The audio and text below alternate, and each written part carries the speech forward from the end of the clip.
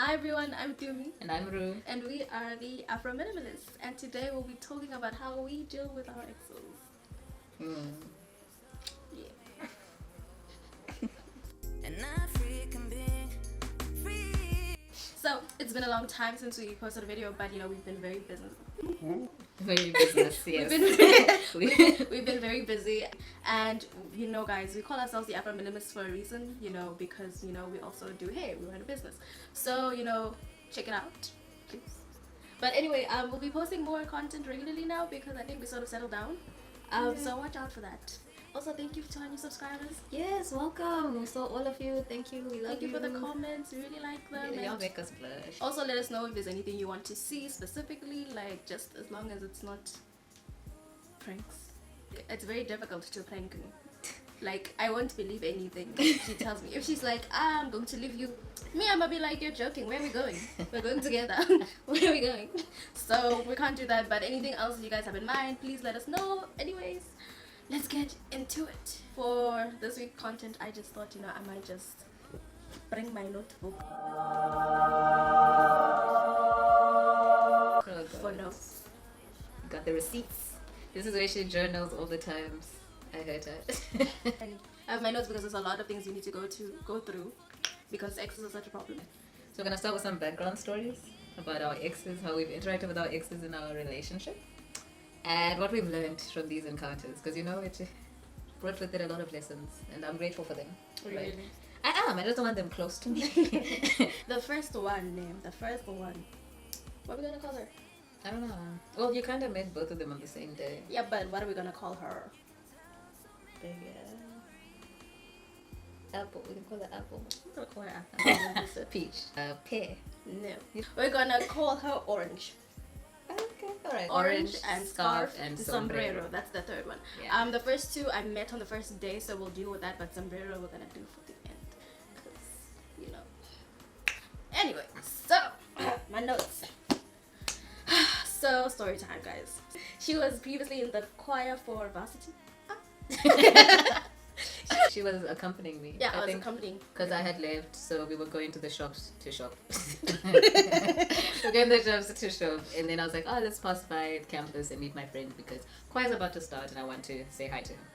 Cool. Right, so then we go there and we're talking to my friend. Hi, Ten, if you're watching. We're talking to my friend. He's really nice. He's amazing. He's really nice. And I'm like, I'm meeting one of her friends for the first time. And he was really nice to me. He was really nice to me. And I'm saying this because it matters that someone was nice to me. Yeah, okay. I'm okay.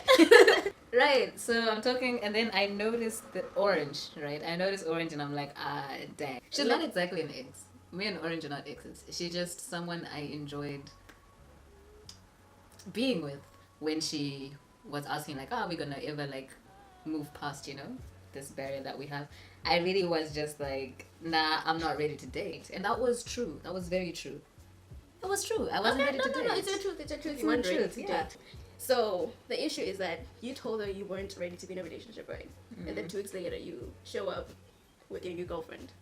Well, she did. Okay, so Orange is coming, and I'm like, oh snap. We're not really always on good terms. She gives me a lot of attitude when we meet. Sometimes, and then sometimes she gets really like affectionate, so I didn't know what I was gonna get that day, right? But listen, we weren't expecting her, and one, she didn't tell me about her, so I didn't know what was going on, right? So she comes, she comes and greets. Well, no, she doesn't greet actually. She comes and she sees Ten, my friend, right? Like, oh my gosh, Ten, I miss you, and she's hugging him, and they're talking, and they're completely and they're completely like ignoring, me and her, right? And I'm like, okay. And then now Ten is kind of looking like, there's other people here, right? And then she's like, she looks at me and she goes, hi. And I'm like, hi, Orange, this is my girlfriend, When she heard that, she looked at you, right? And then she suddenly lit up. She was like, girlfriend, oh, hi. And then she started, like, showing me her ass and, like, being very affectionate. She gave me a hug. And I got no hugs. It was like, she didn't even say hi to you.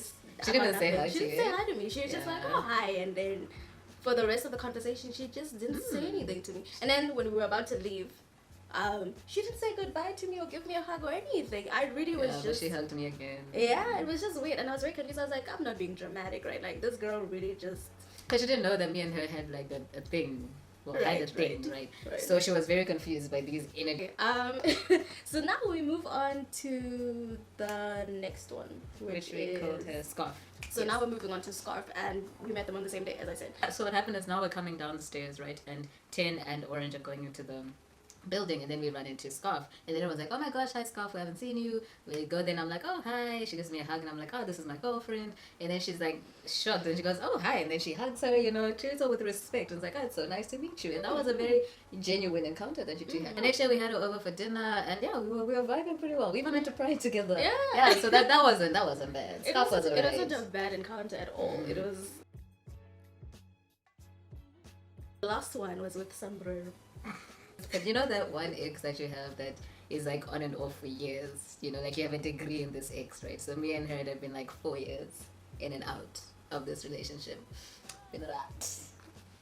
Yeah, so we met her at our first Pride. We went to our first Pride together. So we're just walking around. Oh, we're coming back from the toilet. We're just walking around. Around. And as we're walking, I'm looking around, and then all of a sudden I feel this sort of pressure on me. I feel this force from Lord knows where. I just feel it, and I'm pushed. I don't know what's going on. And then I'm like, I turn and I'm like, baby, what's going on? And then there's this whole woman's on her body. She was lifting me up. So she came, she hugged me and lifted me up and pushed her on the side. So she was like, oh my gosh, pushed her away. She literally took me long shoulder and pushed me out of the way. I was very confused. She didn't say hi, she didn't say nothing. Like, she just... I know, so she pushed me out of the way and she's hugging her. And I'm like, who is this? And I'm like, surely it can't be Sombrero. Surely it can't be this ex, right? And it was. And she's just there like, hi. Very awkwardly standing there. And just talking to her, and she's like, okay, cool. This is my girlfriend that you just pushed out. And then she checked out her tits. I remember that. That's rude. That's very rude. She didn't apologize for it either. Till this day. But, whatever. These are the 3 top exes on my side that have brought me interesting emotions. Yeah. On my side, it's all of them. Every single one of the exes. all these men that have been in her life just... they stress me. Not in a bad way, like I feel threatened or anything, but their presence in our life is just annoying. It's so frustrating to have these people that just, you don't plan for them, but they matter to your person at some point, right? And then they pop up, and then I think what hurts more is like seeing how your person reacts, right? Because there's this one ex who ironically has the same last name as Sombrero, right? That tribe, right? That whole family. That whole tribe is toxic, but we're not gonna get into it. That. Cool. Whenever this ex of hers would text, right, she would just get so elated, and I didn't understand because this girl never responds to anyone's messages. Hey, like she'll take 3 days. You'll say hi, and then she'll look at it. Then she won't open her WhatsApp for like a week. Then she'll be like, okay, I'm ready. Then she opens and goes, hello. That's the type of person she is, But when this person will be like, hi, she was there responding like back and forth, and that kind of set me off. I was like, why do you care so much about this person that you told me hurt your feelings? Right? Then I'm like, I don't like the way you interact with this person. Can you just, calm down? Right? Then she's like, I don't know what you're talking about. Like, I'm calm. And I'm like, oh, no. I laid out what I thought. Then she's like, oh, okay, cool. And then she started sneaking around and responding to this person's messages. And I was just like, what's the obsession? Like, why are you so obsessed with this person? The other ex was fun, though. The one she was with longest. I think it was, 8 years? 6, 8, I don't know. 6, 8 years of this ex. Yeah, he was fascinating. Not too much fun, it was just...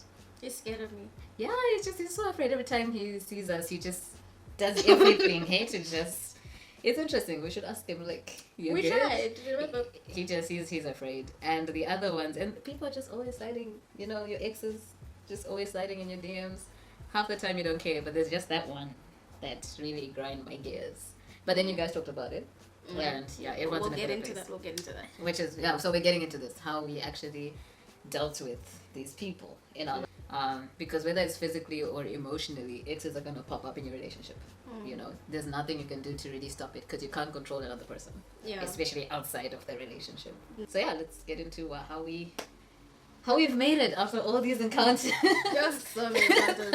Especially the longer you are with someone, the more these people just pop up. Bruh. Like out of nowhere. He's everywhere. like, oh, I dated so and so, and it's like, what What are the odds? Oh my gosh, Mm. you're like my boyfriend at 4. It's like, I'm seeing you again. These are the things that we learned with this experience, these experiences. Well, the one thing we learned is that we need to communicate. Shocking. Yeah, like I feel like we say this all the time nowadays, Yeah. but communication is so important. Mm. I remember, well, all of our exes, but in particular the one that I was dealing with. Did we give him a name? Other. We're gonna call him Other. When Other was texting me, and she pointed out that I was paying a lot of attention to this person. It didn't really click to me that I was doing this until I looked at it and I was like, okay, why exactly am I paying so much attention to this person? And I realized that I just had a very toxic attachment to this person. Like, it was just like she said, the relationship wasn't the best. It wasn't even good. It was a very bad relationship where this person very much mistreated me, and yeah, it was a bad relationship. It's just bad. And I realized that I had just been trained into giving this person my every attention and just being at his beck and call and just being continuously availing myself to him all the time, because that was the relationship we had. He would decide that, oh, maybe now he's ready to deal with me, and then I'd be like, oh, I'm happy, I'm right here to do that. And that was most of our relationship. Like, even though I am in a good relationship, I still felt the need to talk to this person and sort of continue the relationship, and it didn't make sense. So I had to talk to her about it, and also understand my feelings and stop being in denial. I'm like, okay, these are the feelings that we're dealing with right now. This is the trauma that we have to work with together. Mm. Well, if you've had a relationship with people that lasted a bunch of years, like, you learn habits. These things are engraved in you somewhere, in these little things. You just learn these habits, and just unlearning takes time. Your current partner needs to break up with your exes too. You've had enough time, like, let's say you break up with your ex, right? You've had enough time to work through the, oh my gosh, I'm so hurt, oh my gosh, I'm angry. You had time to go through all the steps of breaking up, right? Your partner also needs that time to go through the, oh my gosh, I'm so sad, oh my gosh, I'm so angry. And you just need to be understanding of your partner in this delicate state when they have to deal with your exes. And the common misconception is that once you break up with someone, that it's just the end. I mean, maybe it was like that in high school, but when you're older and you start having adult relationships, you realize that a lot of, like, once you just start thinking about all your relationships, you're like, this was a little bit, toxic. And you realize that you carry a lot of trauma from your past relationships, and that even though the relationship is over, you still have these things that you need to deal with within yourself, and you have to continuously, well, at least for me, be breaking up with these people in your mind, because sometimes you tend to romanticize these relationships, and you're like, oh, it's been 3 years, I know that person was so nice, we had such good memories, and you sort of forget that actually they treated you like crap.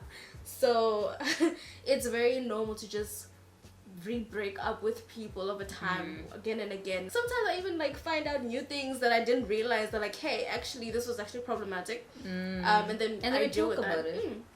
And we also deal with it together. Which brings us to point number 2, which is taking notes, right? So whilst you're listening to your partner talking about their exes and you're looking at all these habits, take notes. Like, okay, this is what worked in our past relationships, this is what didn't work. Add a little spice to the things that did work, to make them your own. Add more of your own authenticity as well. But really pay attention to the things that didn't work. The science, the telltale signs. People be like, oh my gosh, you got a new haircut, that means you're leaving me. And you're like, what? So just talking to your partner and being like, babe, I know you've got trauma from your ex having a haircut and leaving you. I'm just gonna go get a haircut and I'm coming back. Okay. And already you've prevented, conflict, just by being understanding at your partner's situation, because you've taken notes on what happened in their past relationships. And this is not a requirement, but basically what we did was what we did together was just be petty. As a team. We were so petty.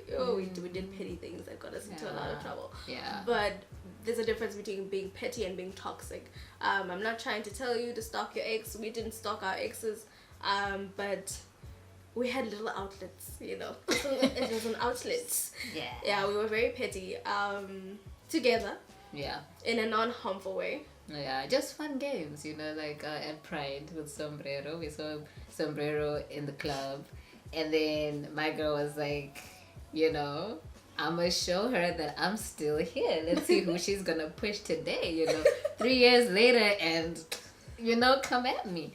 So wherever Sombrero would be, it was kind of like, you know, it was a party. It was a party over there. But she did it. She did it. And yeah, eventually she left the club, which was fun. It was very but good. It's Pride. There's so many parties going around. You can go and have fun in other places. It was just... It felt good to just be like, yeah, you know, respect our relationship. Okay, we fighting for this. Not that you need your ex's approval or acknowledgement of your love. Another point was that even when I tried to have to build new relationships with these exes, like some of them, specifically other, when I tried doing that, he was very dismissive of my current relationship because I am bisexual, and he would say things like, oh, you're straight, you know, you should be with me and things like that. It was very weird. And also it just, yeah, I had to draw the line and be like, okay, I mean, we have a past, but that's what it is, you know, it's a past. And if we're going to move forward, we need to have clear boundaries as to, you know, what this relationship is.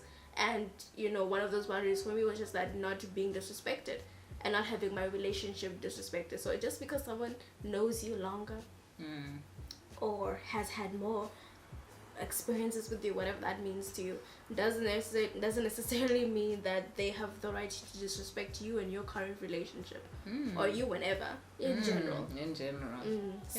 So just a thing of like always choosing your partner. Like if you are friends with your ex and your partner is like, I kind of feel like spend time with me, you know, I'm feeling very vulnerable right now. You're spending a lot of time with your ex and understand they're your friend, but right now I need your attention. And you should really in those moments just choose your partner, you know. If that means talking through them and be like, why are you feeling vulnerable, you know, and working through that and then going to chill with your friends, that's fine. But it's just acknowledging that and just choosing your partner and respecting their feelings.